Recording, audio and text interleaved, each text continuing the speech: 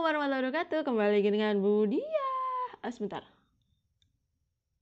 Oke, timernya udah bagus. Oke, hari ini kita akan sudah masuk tema 2. Kita masuk pembelajaran 2 dan 3. Alangkah baiknya seperti biasa, sebelum kita mulai pembelajaran hari ini, kita berdoa terlebih dahulu. Agar apa? Agar ilmu yang kita pelajari hari ini itu bermanfaat dan barokah ke depannya. Oke, berdoa di tempat, dimulai. Berdoa selesai. Oke. Siapkan buku paketnya, siapkan alat tulisnya, dan siapkan buku tulisnya. Kita lanjut ke slide berikutnya. Hari ini kita akan belajar subtema 1 pembelajaran 2 dan 3. Oke. Next.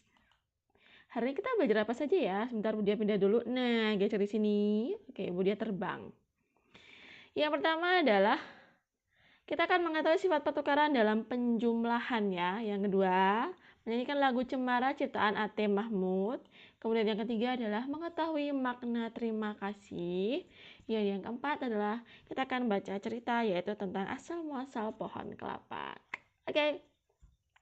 Kita lanjut ke slide berikutnya. Silakan kalian buka buku paketnya halaman 5. Oke. Sebentar. Nah, di sini tuh Dayu sedang menyapu halamannya. Kemudian dia, sebentar, ini Bu Dia pindah lagi, Bu Dia pindah sini deh. Nah, udah pindah sini ya, nggak apa-apa ya ketutupan. Kemudian, nah, dia mengumpulkan daun-daunnya itu untuk berlatih belajar menghitung. Nah, di sini Dayu mengumpulkan di kotak pertama itu ada 35 helai, kemudian di kotak kedua ada 15 helai.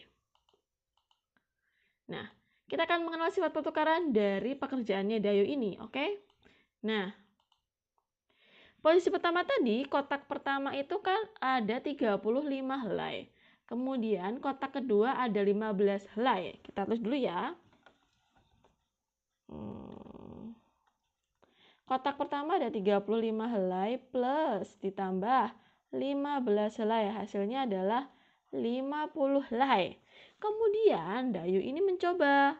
Mencoba apa Bu Dia? Coba yuk kita tukar posisinya. Kotak pertama yang ini kita pindah ke posisi yang di kedua, yang di sini. Kemudian yang di sini kita pindah ke sini. Nah, seperti ini. Jadi sudah bertukar ya posisinya. Nah, kotak pertama ini tadi ada berapa helai? Ada 15 helai ditambah 35 helai sama dengan 50 helai. Next. Ternyata dari pekerjaannya Dayu ini kita tuh menemukan sifat komutatif atau sifat pertukaran. Sifat pertukarannya adalah ternyata kalau 35 ditambah 15 sama dengan 50 itu kalau ditukar tuh sama dengan berapa? 15 ditambah 35 sama dengan 50. Jadi kita harusnya gini. 35 ditambah 15 sama dengan 15 ditambah 35. Kalau kita sama dengan lagi atau jawab sama dengan 50 jawabannya. Inilah sifat komutatifnya. Artinya apa? Walaupun ditukar posisinya itu hasilnya akan tetap sama. Itulah yang namanya sifat komutatif atau pertukaran.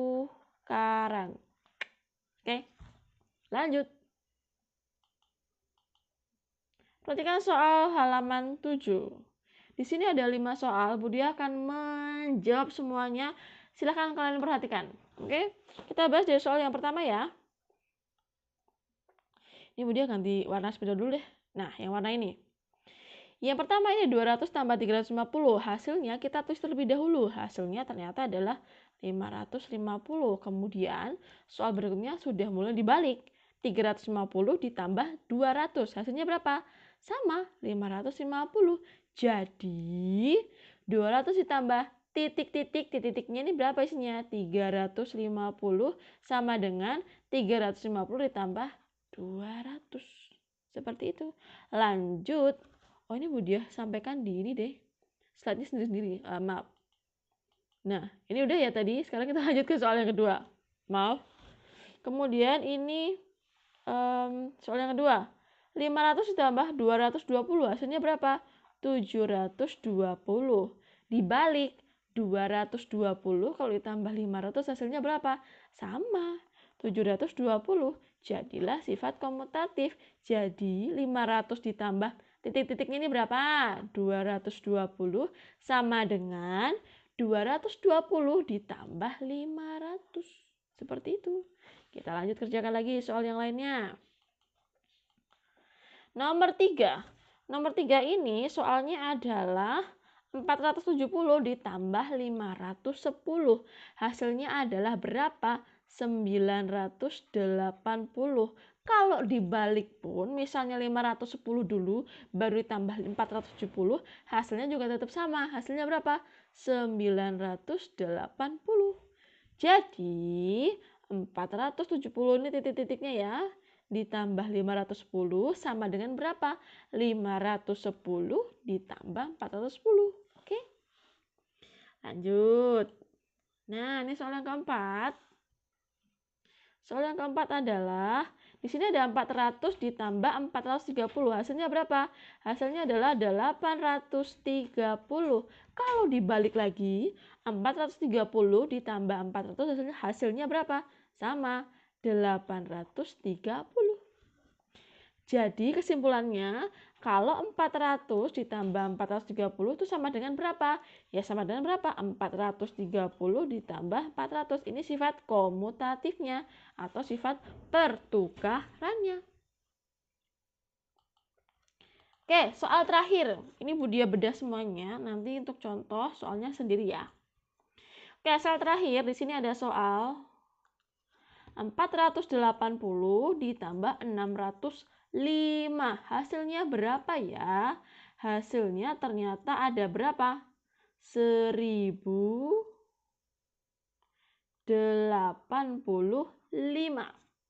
Kalau dibalik 600-nya di depan, 480-nya di belakang, hasilnya berapa? Tetap sama, 1085. Jadi 480 ditambah 605 itu sama dengan sifat komutatifnya ya, kita tulis 605 ditambah 480 seperti itu. Jelas ya, kalau sifat komutatif Budia yakin kalian masih bisa alias masih gampang lah. Silakan kalian buka-buka ke halaman 8. Oke, di situ Dayu dan sepupunya itu jalan-jalan. Kemudian mereka tuh jalan-jalan di tengah pohon cemara atau hutan pohon cemara. Dan ini ada teks liriknya. Silakan kalian baca, kemudian dengarkan lagu ini. Budia akan mengeplay lagu ini versi Budia. Oke, silakan didengarkan.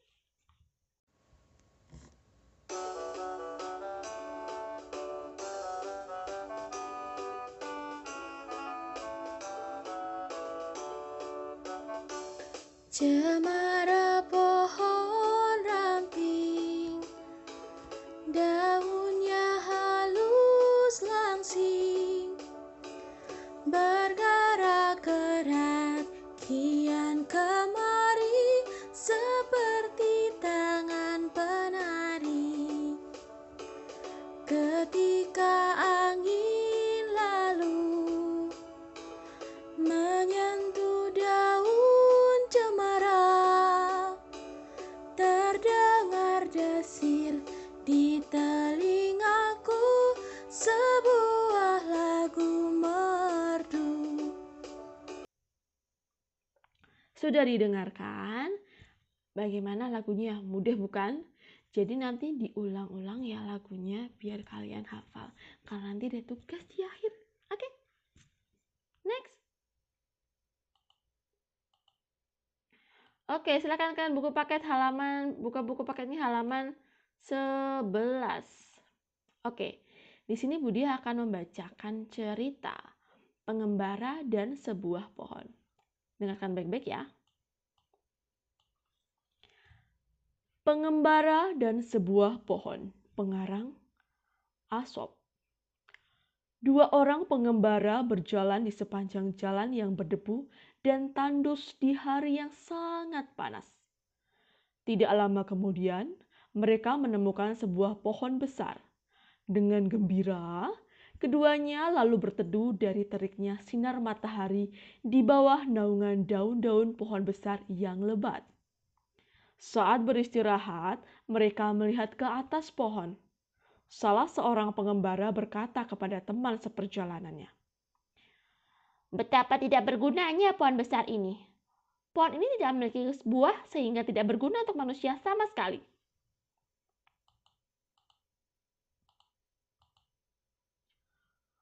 Pohon besar tersebut lalu berkata, "Kamu manusia yang tidak tahu terima kasih." Pohon itu berkata lagi, "Kamu datang dan bernaung di bawah daun-daunku.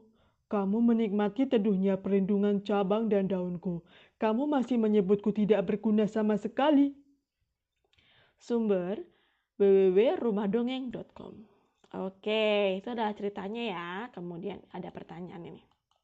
Buka buku paket halaman 12. Bagaimanakah sikap manusia terhadap tumbuhan dan binatang? Ingat, semua makhluk ciptaan Tuhan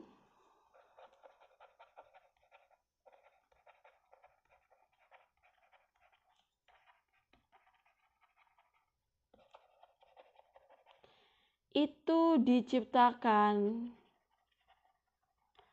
dengan fungsi atau manfaat masing-masing. Jadi, setiap tumbuhan, hewan, makhluk hidup yang diciptakan oleh Tuhan itu memiliki manfaat untuk manusia. Tidak ada satupun makhluk hidup di dunia ini yang tidak ada manfaatnya. Pasti ada manfaatnya. Nah, bagaimana sikap manusia terhadap tumbuhan dan binatang? Oke. Tumbuhan, kemudian binatang. Ketika kita memanfaatkan sesuatu dari tumbuhan ataupun binatang, yang kita lakukan atau hal yang kita lakukan terhadap tumbuhan dan hewan tersebut itu apa? Yang pertama ini sama ya, dirawat. Intinya nih, dijaga, supaya dijaga, dikembangbiakkan atau diperbanyak. Nah, dirawat ini agar apa? Agar tumbuhan itu semakin banyak memberikan manfaat kepada manusia yang lainnya. Binatang juga kenapa perlu dirawat? Ya agar sama, agar apa? Manfaatnya tetap berjalan atau tetap lestari ke depannya.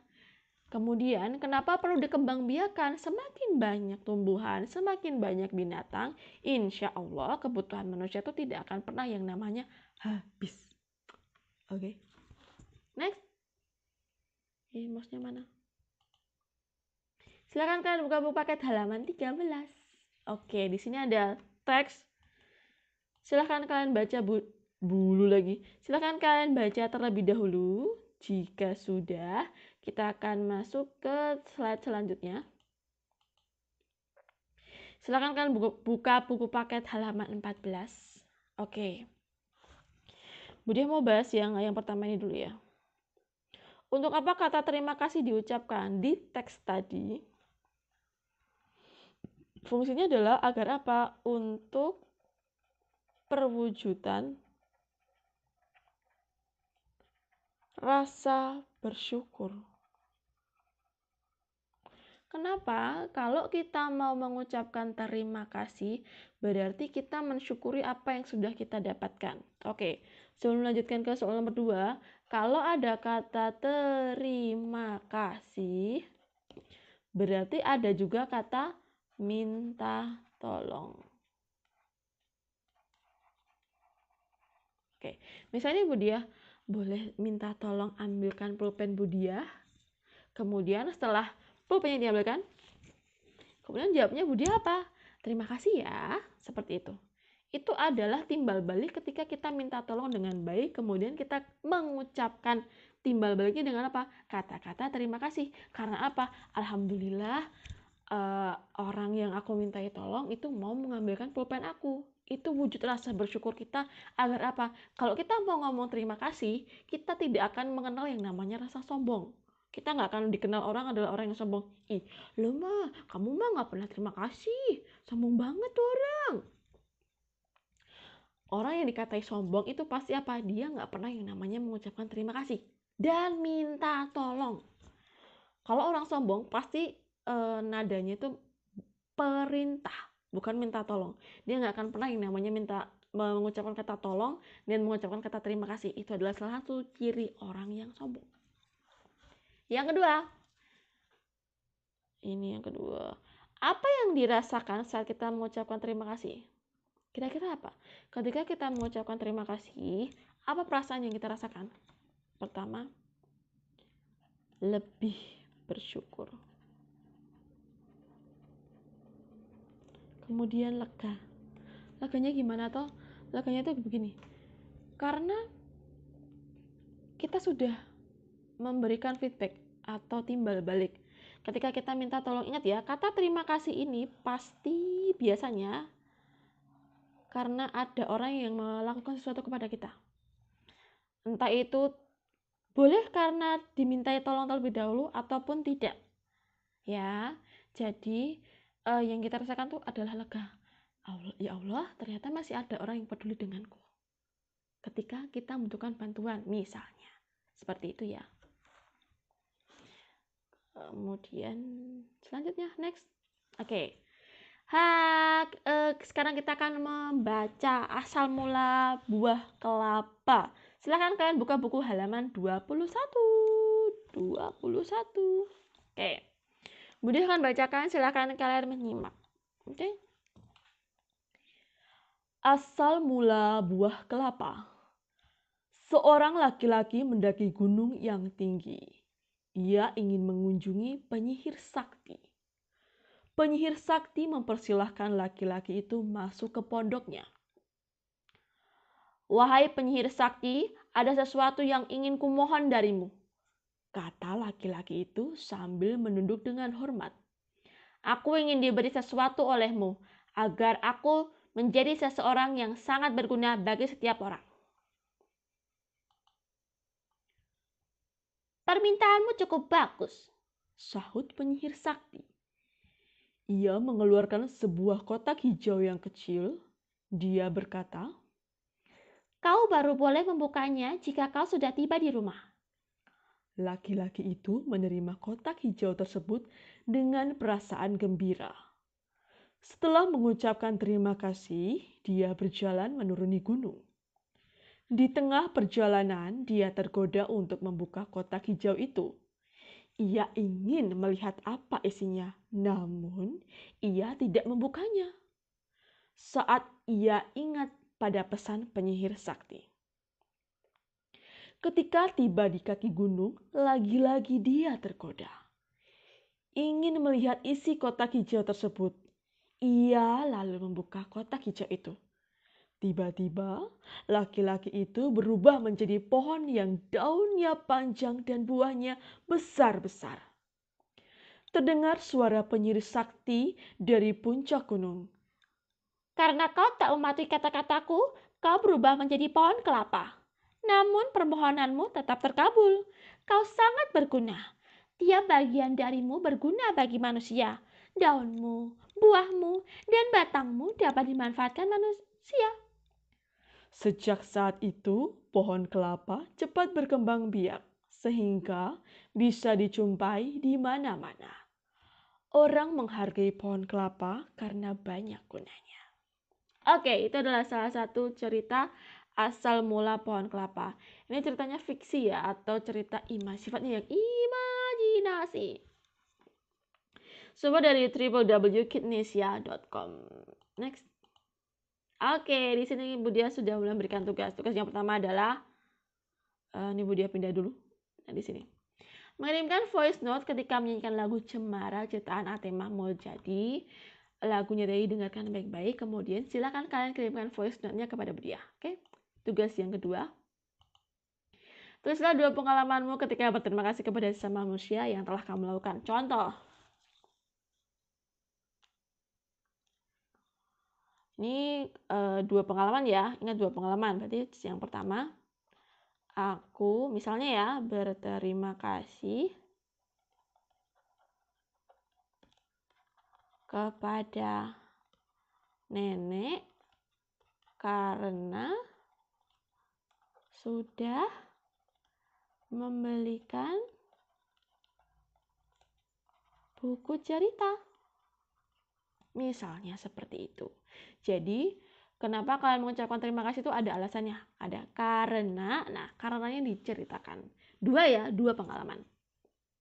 Next. Tugas ketiga, sebutkan bagian-bagian pohon kelapa yang bisa dimanfaatkan sebanyak, ini dia minta sebutkan 5 ya. Sebutkan 5. 4 deh. Sebutkan 4 bagian pohon kelapa yang bisa dimanfaatkan. Oke, lanjut. Aduh. Tugas keempat, mengerjakan soal halaman 25 nomor 1 sampai 5. Jadi yang ini saja. Dan jangan lupa silakan kalian juga tuliskan jawabannya ya. Maksudnya itu ini jawabannya berapa? Jangan hanya sifat komutatifnya saja, tapi juga jawabannya penjumlahan dari angka-angka ini. Oke. Sekian pembelajaran dari Budia, semoga bermanfaat. Budia akhiri pembelajaran hari ini dengan wassalamualaikum warahmatullahi wabarakatuh. See you on my next video.